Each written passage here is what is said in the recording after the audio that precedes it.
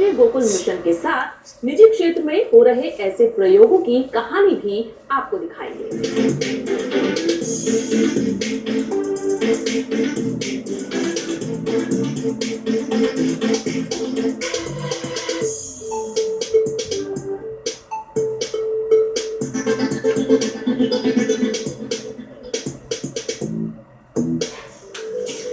देसी नस्ल की गायों के बारे में आम धारणा यही है कि ये गायें कम दूध देती हैं और इसलिए धीरे धीरे किसानों में देसी गाय पालने का चलन कम हो रहा है।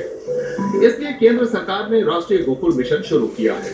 इसका प्रमुख उद्देश्य देसी गायों को बचाना और नई उन्नत किस्म तैयार करना है। इसके लिए देश भर में वैज्ञानिक पद्धति से गाय भैंस के विकास केंद्र तैयार किए जाएंगे। राष्ट्रीय गोकुल ग्राम में 40% देसी और खासकर विलुप्त होती गायों पर ध्यान दिया जाएगा।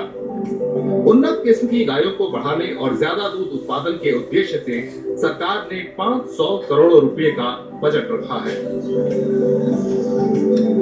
दरअसल सरकार ये भी चाहती है कि किसान आमदनी बढ़ाने के लिए खेती के अलावा दूसरे आमदनी के तरीकों पर विचार करें। इसमें खेती के साथ दुग्ध व्यवसाय सबसे आसान है और खेती को भी बेहतर करने में मदद देता है। राष्ट्रीय गोकुल मिशन के प्रमुख उद्देश्यों की बात करें तो देसी नस्ल की गायों का संरक्षण, देसी गायों में उत्तम नस्ल का विकास करना, दूध का उत्पादन बढ़ाना और उनकी गुणवत्ता बेहतर करना। गिर, साहिवाल, राठी, देवनी, थापरकर और लाल सिंधी जैसी खास किस्म की देसी गायों को ज्यादा बेहतर करना और गायों की संख्या बढ़ाने के लिए देश भर में अच्छी किस्म के बैलों का मुफ्त वितरण भी शामिल है। अच्छी बात यह है कि देश के अलग अलग हिस्सों में लोग निजी स्तर पर और कॉर्पोरेट क्षेत्र में भी गायों भैंसों की बेहतर किस्म के लिए काम कर रहे हैं। ऐसे ही एक कार्यक्रम की शुरुआत छत्तीसगढ़ में मुख्यमंत्री रमन सिंह ने की।